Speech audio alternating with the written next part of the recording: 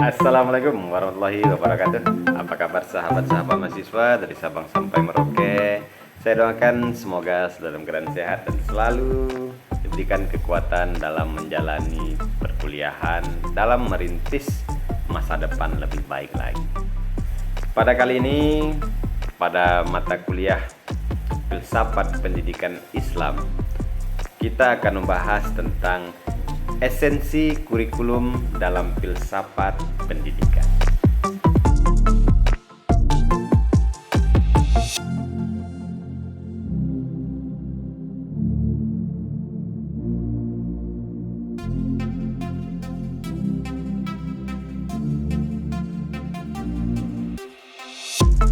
Sahabat-sahabat mahasiswa, secara harfiah kurikulum berasal dari bahasa Latin yaitu kurikulum, yang berarti bahan pengajaran. Ada yang mengatakan kurikulum itu berasal dari bahasa Prancis yaitu courir, yang berarti berlari. Kemudian ada pula yang mengatakan kurikulum berasal dari bahasa Yunani yaitu kurir, yang artinya pelari, dan curere yang artinya jarak yang harus ditempuh oleh pelari. Jika dikaitkan dalam dunia pendidikan, kurikulum berarti bahan pengajaran. Sedangkan dalam kosakata bahasa Arab, istilah kurikulum sering dikenal dengan nama manhaj, yang berarti jalan terang yang dilalui oleh manusia pada berbagai bidang kehidupannya. Kemudian jika kita kaitkan dengan pendidikan, berarti jalan terang yang dilalui pendidik dengan peserta didik untuk mengembangkan pengetahuan, keterampilan, dan sikap mereka. Sedangkan secara terminologi,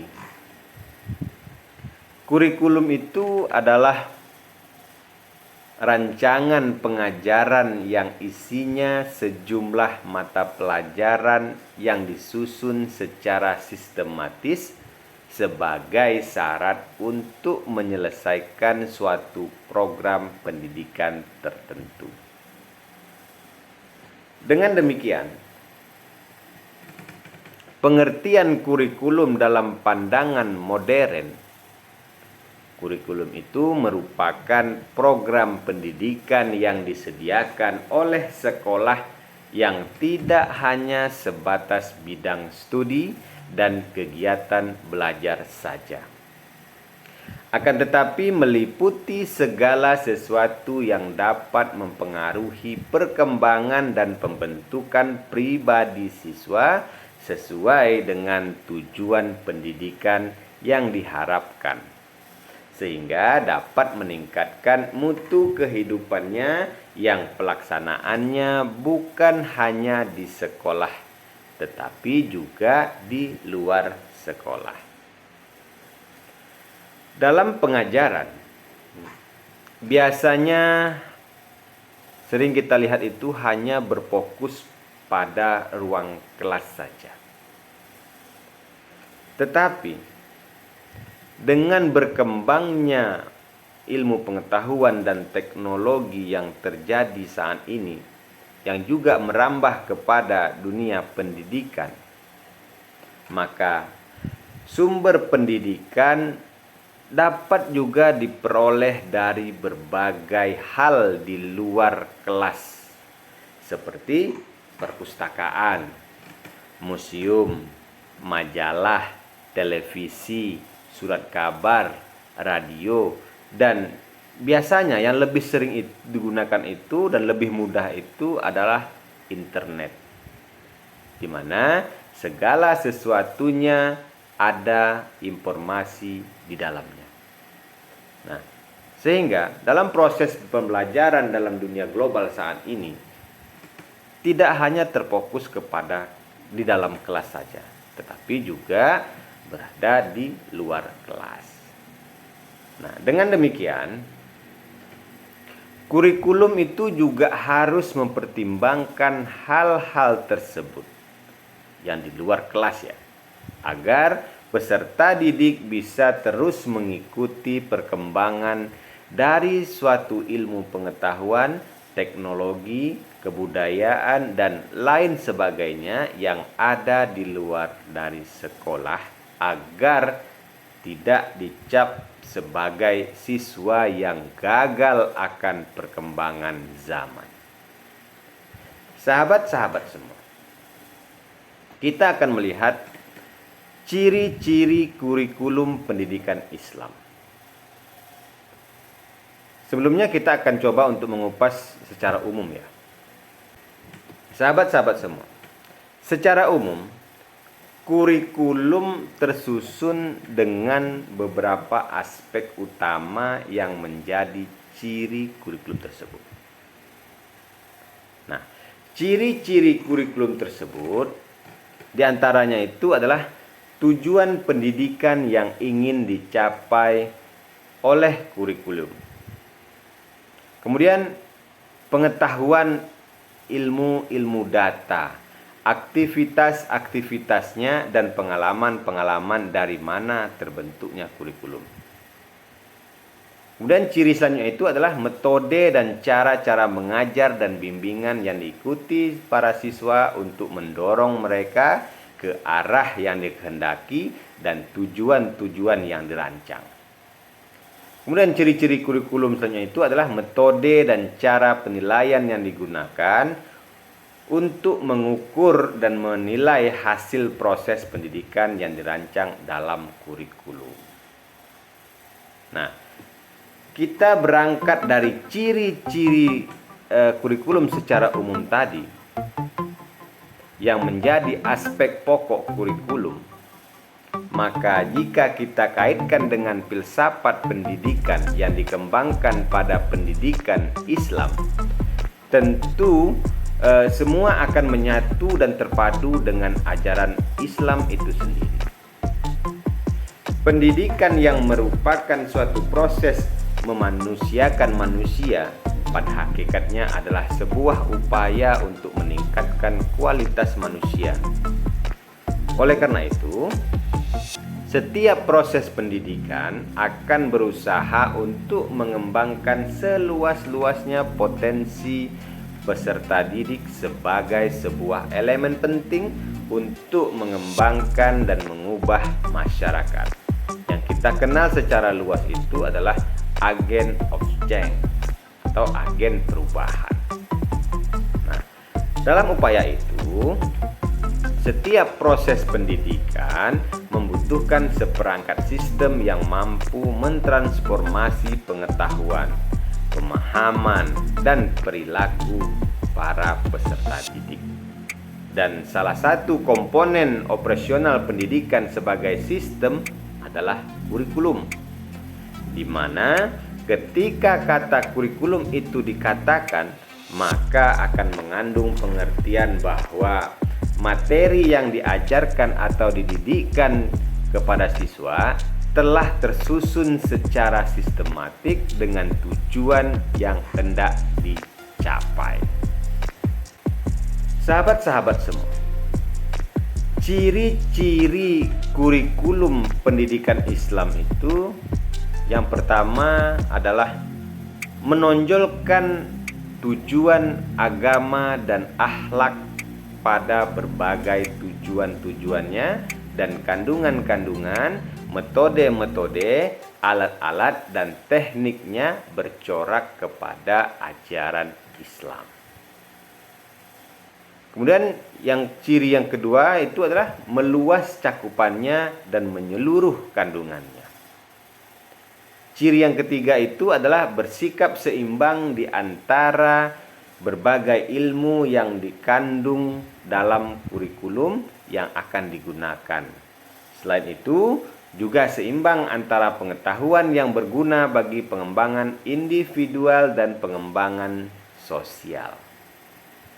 Ciri yang keempat yaitu bersikap menyeluruh dalam menata seluruh mata pelajaran yang diperlukan oleh peserta didik. Dan ciri yang kelima, kurikulum yang disusun selalu disesuaikan dengan minat dan bakat peserta didik. Sahabat-sahabat semua, kita akan melihat azas-azas kurikulum ya. Secara teoritis, penyusunan sebuah kurikulum haruslah berdasarkan kepada azas-azas tertentu. Nah, kita akan coba melihat azas kurikulum dari azas filosofis ya. Azas filosofis kurikulum itu, jika kita lihat dari azas filosofis, maka penyusunan kurikulum mengandung kebenaran, di mana azas ini merupakan pandangan hidup mendidik anak sesuai dengan tujuan pendidikan. Azas filosofis membawa rumus kurikulum pendidikan Islam kepada dimensi ontologi, epistemologi, dan aksiologi. Nah, dimensi ontologi mengarahkan kurikulum agar lebih banyak memberi anak didik kesempatan untuk berhubungan langsung dengan fisik-fisik, objek-objek. Nah, pada mulanya, dimensi ini diterapkan Allah Subhanahu wa Ta'ala dalam pengajarannya kepada Nabi Adam alaihissalam dengan memberitahukan atau mengajarkan nama-nama benda. Dan belum sampai pada tahap penalaran atau pengembangan wawasan. Kemudian dimensi epistemologi, yaitu perwujudan kurikulum yang sah yang berdasarkan metode konstruksi pengetahuan yang disebut dengan metode ilmiah, yang sifatnya mengajak berpikir menyeluruh, reflektif, dan kritis. Implikasi dimensi epistemologi dalam rumusan kurikulum, isinya cenderung fleksibel karena pengetahuan yang dihasilkan tidak mutlak, tentatif, dan dapat berubah-ubah. Kemudian selanjutnya itu adalah dimensi aksiologi. Dimensi aksiologi di sini mengarahkan pembentukan kurikulum agar memberikan kepuasan kepada diri peserta didik agar memiliki nilai-nilai yang ideal supaya hidup dengan baik dan terhindar dari hal-hal yang tidak diinginkan. Nilai-nilai ideal ini bisa menimbulkan daya guna dan fungsi yang bermanfaat bagi peserta didik dalam kelangsungan hidup menuju kesempurnaan, kenyamanan, dan dijauhi dari segala sesuatu yang menimbulkan kesengsaraan ataupun kerugian. Nah, tugas dimensi ketiganya tersebut merupakan kerangka dalam perumusan kurikulum pendidikan Islam. Dari berbagai macam filsafat pada dasarnya memberikan khasanah intelektual di bidang kurikulum pendidikan Islam lainnya, semakin banyak pula kontribusi teori dan konsep. Teori dan konsep yang ditimbulkan dari berbagai macam aliran filsafat tidak dapat begitu saja diterima atau ditolak, namun diseleksi terlebih dahulu, kemudian hasilnya dimodifikasi pada khasanah kurikulum pendidikan Islam.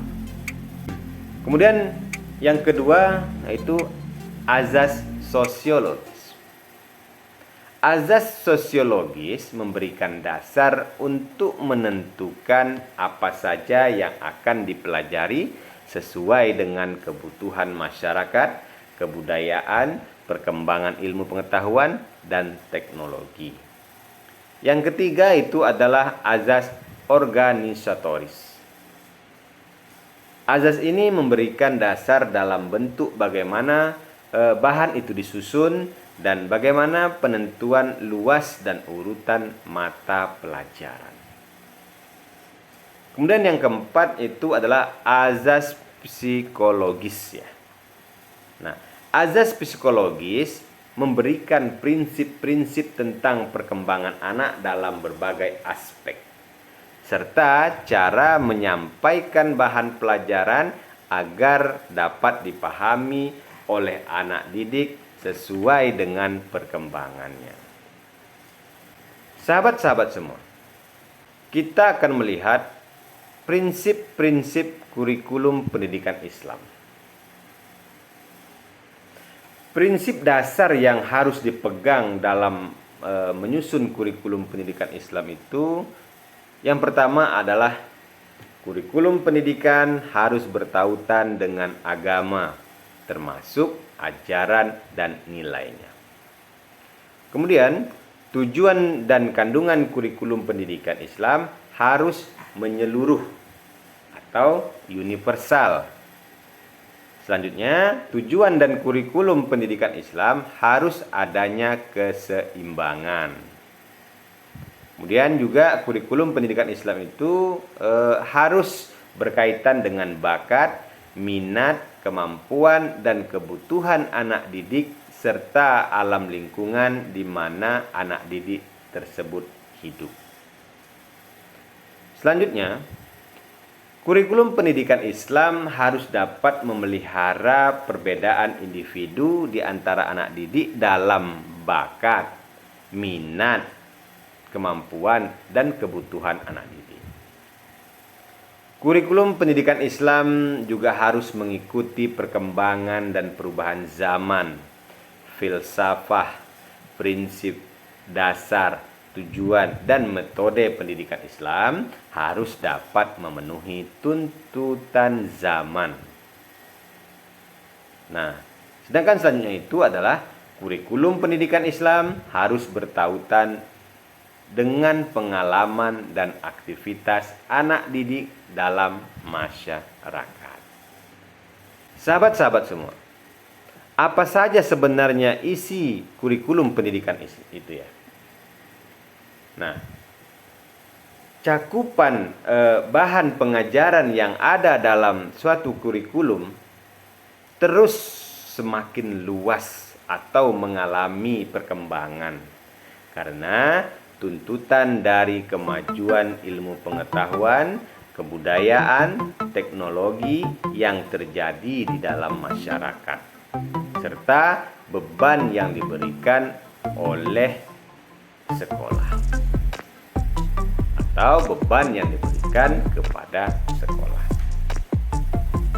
Nah, berdasarkan tuntutan perkembangan, maka para perancang kurikulum menetapkan cakupan kurikulum meliputi 4 bagian.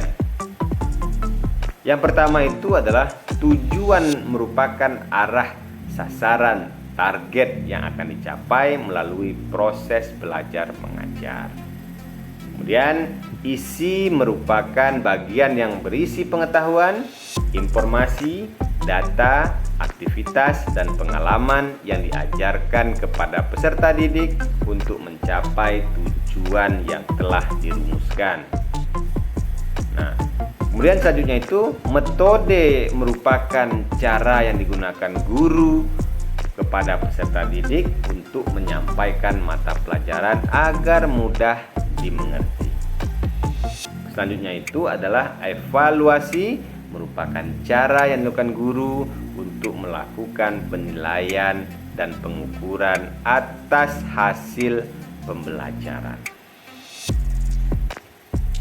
Sahabat-sahabat semua, untuk menentukan kualifikasi isi kurikulum pendidikan Islam, dibutuhkan syarat yang diperlukan diajukan dalam perumusan kurikulum pendidikan berbasis Islam. Yang pertama itu materi yang disusun tidak menyalahi fitrah manusia. Kemudian yang kedua, adanya relevansi dengan tujuan pendidikan Islam. Yang ketiga, haruslah disesuaikan dengan tingkat perkembangan di usia peserta didik. Kemudian yang keempat, membawa peserta didik kepada objek empiris dan praktek secara langsung. Yang kelima, penyusunan bersifat integral dan terorganisir. Yang keenam, materi sesuai dengan masalah mutakhir yang sedang dibicarakan. Kemudian adanya metode yang sesuai, materi yang diajarkan berhubungan dengan peserta didik. Kemudian selanjutnya memperhatikan aspek sosial. Kemudian punya pengaruh positif, harus memperhitungkan waktu dan tempat, serta adanya ilmu alat yang mempelajari ilmu lain. Nah, setelah syarat-syarat itu dipenuhi, disusunlah isi kurikulum pendidikan. Nah, isi kurikulum pendidikan terbagi menjadi 2 tingkatan ya. Yang pertama adalah tingkatan pemula, yang kedua adalah tingkatan atas.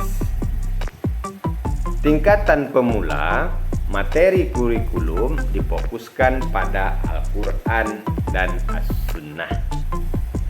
Kemudian pada tingkatan atas juga mempunyai 2 klasifikasi. Nah, yang pertama itu ilmu yang berkaitan dengan zatnya.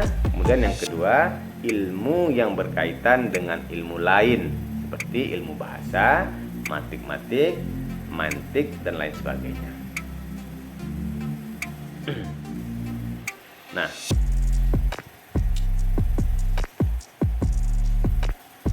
dalam isi kurikulum juga dibedakan ataupun dikelompokkan menjadi 3 kelompok. Yang pertama itu adalah kelompok menurut kuantitas yang mempelajari. Yang kedua adalah kelompok menurut fungsinya. Dan yang ketiga, kelompok menurut sumbernya. Sahabat-sahabat semua,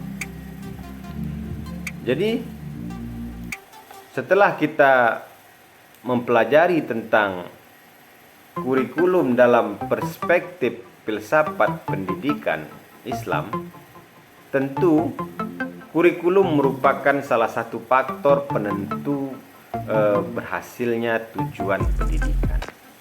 Sehingga kurikulum memegang peran penting dalam mengantarkan anak didik menjadi anak didik yang memiliki ilmu pengetahuan dan teknologi serta beriman dan bertakwa kepada Sang Pencipta. Oleh karena itu, sebagai seorang pemimpin dalam sebuah lembaga pendidikan, guru harus memahami apa itu kurikulum, kemudian apa fungsi kurikulum, apa saja isi dari kurikulum itu haruslah dikuasai agar tujuan dari pendidikan itu dapat tercapai, itu memiliki siswa atau pendidikan yang lebih baik lagi. Artinya apa yang diinginkan oleh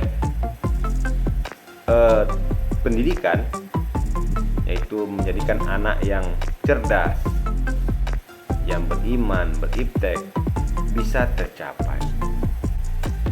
Nah, sahabat-sahabat semua, demikianlah konten singkat ini yang merupakan pengantar dari tema tentang kurikulum dalam perspektif filsafat pendidikan Islam. Semoga konten singkat ini mampu memberikan pemahaman awal kepada sahabat-sahabat semua, serta mampu untuk menggali lebih dalam lagi, mempelajari lebih dalam lagi tentang kurikulum dalam perspektif filsafat pendidikan Islam. Baiklah sahabat-sahabat semua, saya rasa cukup sampai di sini dulu pertemuan kita. Semoga sahabat-sahabat semua bisa memahami dan bisa membuka cakrawala berpikir dalam memahami kurikulum dalam perspektif filsafat pendidikan Islam. Saya selaku dosen pengampu pada mata kuliah Filsafat Pendidikan Islam di program studi Manajemen Pendidikan Islam Fakultas Ilmu Agama Islam Universitas Islam Indragiri Temilahan. Jika ada kesalahan saya mohon maaf dan saya akhiri. Assalamualaikum warahmatullahi wabarakatuh.